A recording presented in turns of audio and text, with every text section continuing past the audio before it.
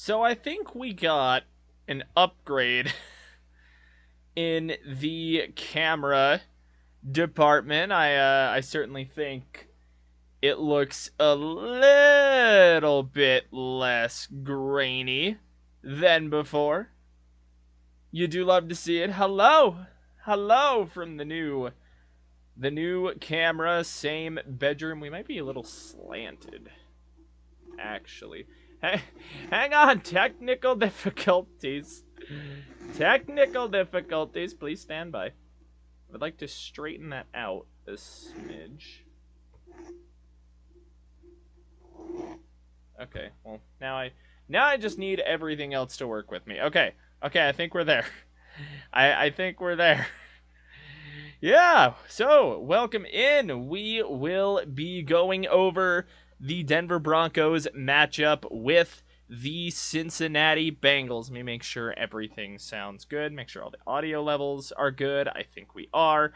Okay, now with that in mind, it is very, very much time to get into this preview for this game. The Denver Broncos coming off of a devastating loss that saw them blow an 11-point lead in the second half to the Los Angeles Chargers. We will be going over some of the keys to victory, the injury reports, and all of that on this episode of Crushin' It.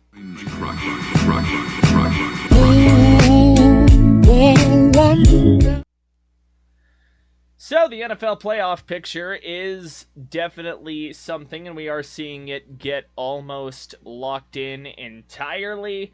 I have a second monitor now, by the way. I'm not going to tilt the camera there, but I have a second monitor.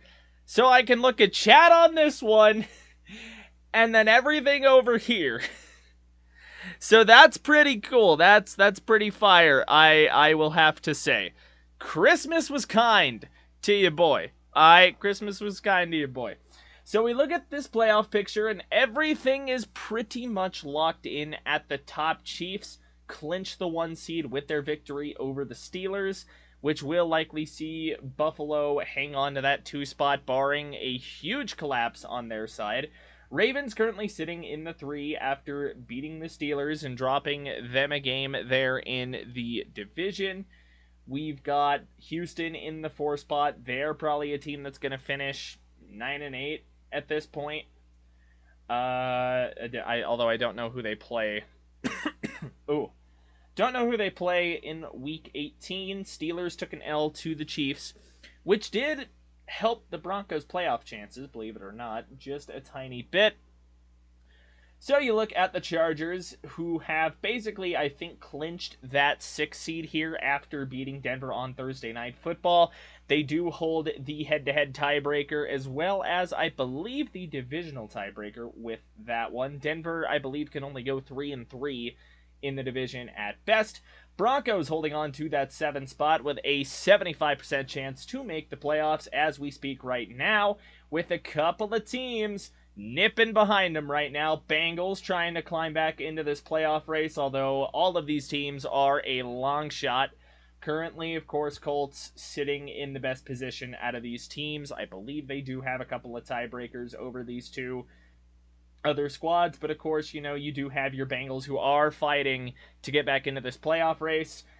All of these teams are 2 games back with 2 games to go, and the Broncos have an opportunity to shut shit down this week if they can come through against the Cincinnati Bengals. Of course, we are going to go over this injury report as we always do, because there are some wonderful developments here for Denver.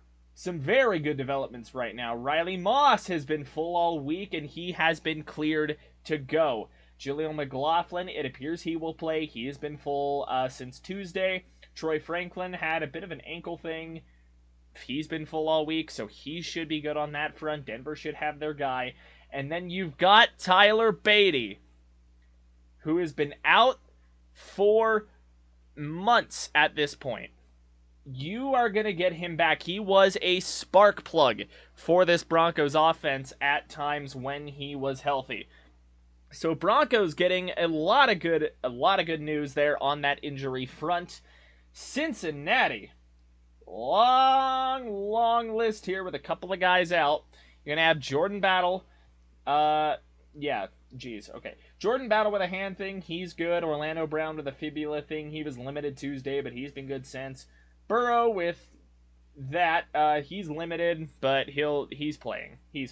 There's no doubt about that. T. Higgins is questionable, although he is trending up from everything I have read. So he should be good to go on that front. Sam Hubbard with a knee thing has not practiced. He is out. Tanner Hudson, I believe one of their backup tight ends, he's had a knee thing. He's doubtful. I believe he'll be out at that point. Charlie Jones with a groin injury. He's been limited all week. He is questionable. Amarius Mims questionable with an ankle hand thing going on, but he was full yesterday on Thursday. So probably see him. Joseph Asai for the Bengals had an illness. He is questionable, has not practiced all week. Sheldon Rankins is out with an illness, and Geno Stone is questionable with an illness. He was listed as a did not practice. So Broncos definitely with the shorter injury report, and the implications of getting Riley Moss back at this time of the season in this game particularly are immeasurable. Riley Moss, of course, was one of the backbones of the secondary before he went down in that Raiders game. So ideally, we're going to be seeing he's had a long time to recover here. They've been slowly ramping him up. And so the real hope right now is that Riley Moss is able to just pick up where he left off. This is a strong Bengals offense. I believe they are sitting atop a lot of offensive categories. Joe Burrow is having a wasted MVP season as things sit right now. And so as we're looking at this matchup, it's really a tale of two sides of the ball for Cincinnati. Their offense has been incredible. They've been getting a lot of good production out of guys like Chase Brown, out of course, your usual suspects, Jamar Chase, T. Higgins. They have gotten some real good production out of Iosivas, I believe is how you pronounce his last name, their wide receiver from Princeton. It's their defense that has completely let them down this year, and that has wasted this MVP caliber year from Joe Burrow.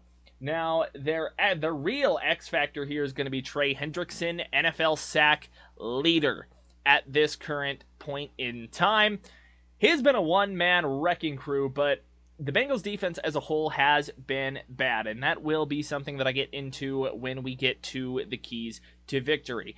Broncos, right now, offensively, they're doing not great, but not awfully either. I believe I think they're a top 10 red zone offense. They're definitely they're a top 10 scoring offense last I looked. So that should bode well for them. Sorry, geez. And, with things sitting right now, I think this goes one of two ways. And I'll get into that in a second. That'll be part of the keys to victory here, or just key matchups, I guess. But it's going to be, I think this game either turns into an absolute barn burner like the Browns game was, or it's a little bit of a slugfest. We're going to have to see what materializes in that capacity, I guess, or vein. What is exciting, though, of course, as we get into this matchup section of the preview, Riley Moss is back, baby, and he is ready to shut down offenses. Now, I do want to mention, God, I really hope that Patrick Surtain will be on Jamar Chase. Now, the problems with the Broncos defense as of late, because let's be frank, they have been bad these last 4 games, obviously. Or last 3 or 4. Going back to the Browns game, coming out, going into the bye, this defense has been bad. And a lot of the issues haven't been necessarily with the secondary itself, but with the middle of the field. And I think that really got exacerbated by Justin Herbert and the Chargers. It felt like every third down they just had a guy open across the middle. So you had that going on. I noticed that against the Colts as well. A lot of their third down conversions came on the heels of just finding a guy over the middle. And so Denver's kind of been running a lot of zone lately. I don't know if that was the whole season trend. It seemed like they were playing a lot more man over the first bit of the season and sending a lot more pressure, as Vance Joseph likes to do. So the hope is that you have Riley Moss. Your defense is at full capacity. You can go back to these man and these blitz schemes that were working for you earlier in the season and be able to kind of mask that liability, because Cody Barton and Justin Stronach have not been great in coverage these past couple of weeks, which is scary right now, especially going against this offense. Like, if you're giving them stuff underneath constantly, they're going to take that all day, and Ja'Marr Chase is a guy that can get a lot of yards after the catch. Chase Brown is a guy who has been really kind of an underrated back this season, especially as kind of a dump-off guy for Joe Burrow, and we'll look into some of these key stats here in a bit. That's what the second monitor is for. Glad I can have that up. And yeah, so the Broncos defense is going to have their hands full, but like I said, I think Riley Moss being back will give them a huge boost to be able to do what they want to do. Now, key matchups you are going to be looking at, ideally, it's going to be the Broncos secondary versus the Cincinnati receivers. Ideally, we see Pat Surtain and Riley Moss plastered on T. Higgins and Ja'Marr Chase all game. All game long, it should be Pat Surtain on Ja'Marr Chase and or T. Higgins and Riley Moss on the other side. It's going to be interesting to see if they try and disguise some things, though. Maybe try and disguise a bit of a man zone scheme here for them. So with that being said, it's going to be, can these linebackers pick up their coverage as well? And can this run defense kind of pick itself back up? They haven't been great these last couple of weeks. Jonathan Taylor was on his way to absolutely lighting the Broncos up like a Christmas tree before he dropped the ball. Chargers had their way with a couple of big runs there right at the end of the game when Denver really needed that stop. So the run defense really, really, really needs to step up. And the Bengals O-line hasn't been great this year. Joe Burrow has kind of been doing all of this MVP type shit kind of in spite of a lot of things. Obviously, we just got into the defense a minute or two ago, and this O-line has not been amazing for him. And then we go look at the injury report. Orlando Brown, he's unspecified, he's trending, but who knows at this point, especially with it being unspecified. So ideally, again, key matchups, Pat Surtain, Riley Moss need to be all over Ja'Marr Chase and T. Higgins. These are, Pat Surtain, you are better off spiking the ball into the ground than you are throwing at Patrick Surtain II. As things sit right now, by passer rating, you are better off spiking the ball. And Riley Moss has been one of the most surprising and pleasant breakouts that we have seen this season. So this Broncos secondary should now be at full strength, and they should be able to do their thing against the Bengals. We saw what they did against Garrett Wilson. He's a talented receiver. That first matchup with the Raiders and Devontae Adams. Obviously, Pat Surtain got flagged a lot in that Steelers matchup, but he held Pickens to 2 catches in a game that they could have won if they could have scored more than 13 points. So this defense has shown that it can do good things against elite offenses and these corners against elite wide receivers. And, I think that's something that they can do here. It's just going to come down to, can these linebackers get themselves kind of hemmed in? Because, I'm starting to think that we could see Drew Saunders back at inside linebacker just based off of kind of how bad the coverage has been there lately. And then with the run defense, too, kind of turning into a liability the last few weeks, it's going to be interesting to see. I think another key matchup here that I haven't really heard a lot of people talk about is Sean Payton and Zach Taylor. It's going to be, getting out coached by John Harbaugh is one thing, and I can kind of understand that. But getting out coached by Zach Taylor, that is going to get you a lot of flack from independent podcasters such as myself, from local radio like 104.3. God, I've been binge watching them at work lately. And so, you've got to come in with a game plan here. And I'll get into this a little more when I get to the keys to victory section kind of the episode, because there are some pretty obvious but important things that I think Denver needs to do in order to win this ball game. Let me know what you think in chat. So, more key matchups. It's going to be the Broncos running game versus the Bengals defense. Broncos run game was humming in the early bits of that Chargers game. They ran it 7 times on that first drive, and could you believe it? They moved the ball down the field when they ran it. Dude, it's so crazy that they did that. And then Sean Payton ran it 14 times throughout the rest of the game. Really, I think one of the matchups is Sean Payton versus zone tendencies at this point, because of how non-committal he is to the run in a game that you really need to run, especially with the looming weather that has been shown. Forecasts are calling for rain, and this is a game in Cincinnati that's going to go from an afternoon start. I believe it'll be like a 3 or 4:30 kickoff on that end. That's going to turn into a night game at some point. It's going to be a little chilly. It's going to be raining. They've been doing wet ball drills at practice. I did see that on Horse Tracks at Mile High Report. They've been doing, wet ball drills. And after that Jets debacle, I mean, man, Bo definitely needed it. The running backs have needed it. And we're just going to get right into the keys to victory here. Run the ball! For the love of God, stick with the run.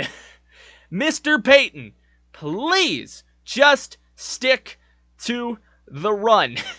It was working against the Chargers, and if I believe that if the run game was not abandoned right after that first drive, after a couple of bad plays in the run game, Denver hangs on to that game against the Chargers. Is it pretty? No. But we're not talking about Denver clinching a playoff spot again. We're talking about Denver hanging on to the 5 or the 6 seed, if that is the case. But they didn't. And in a game where you are going to have weather implications with everything that's going to be going on, and with that offense staring at you on the other sideline, you need to be able to run the ball, play keep away, and keep Joe Burrow off of the goddamn field. Not to mention, you'll set up play action and make things easier for Bo and let him dice up a Bengals defense that has been awful, historically awful this year, I believe, at parts of the season.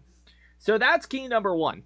Key number 2 is you have to figure out what you're doing in the middle of the defense. Vance Joseph needs to figure out what the hell is going on in the middle of this defense and get everybody locked in. You have to be able to shut this Bengals passing attack down. And if you don't have guys in the middle of the field that can do that, you're screwed. You are going to have guys running wide open over the middle. And it's been, I believe, Vance Joseph said, it's been communication issues between the safeties and the middle linebackers. And if that's the case, that is something you got to get figured out immediately, because this is a crazy good Bengals offense that you cannot have these lapses against. So, that's going to be another key to victory, is figuring out the middle of this defense. Another thing, you got to stop the run. Like I was saying, how you have to run the ball, you have to be able to stop the run as well. Because the Bengals' run game has been good. Chase Brown has been good. He's averaging over 4 yards a carry as things sit right now. And if you're unable to stop the run, you are not going to do anything. You're going to have a bad time. Your offense is going to be off of the field. Your defense is going to be cold and tired. If you can run the ball and play good defense, it's really cliche. It's really cliche. Another key, though, will be, I think Denver will need a takeaway or 2 to win this one. As many times as you can get the ball out of Joe Burrow's hands, or keep as long as you can keep the ball out of Joe Burrow's hands, whether it's takeaways or just playing keep away or doing both well, that is going to be important for the Broncos to win this thing. Now, me personally, I do think Denver is talented enough offensively to be able to exploit what has been a very, very poor Bengals defense this season. I think maybe they found some things that worked in the run game against the Chargers, especially on that first drive. If they can continue to do that, and Riley Moss can pick up where he left off, and this secondary can play the way we've seen them this year, especially if Vance Joseph can call the defense like he did with Riley Moss, with more pressure, more man, stuff of that nature, then I believe we're looking at a Broncos win here. And it might be the hopium, it might be me trying to manifest. I think Denver pulls out a close one. I really do. This is, I said earlier that this could turn into a barn burner or a little bit of a slugfest with the weather playing a factor.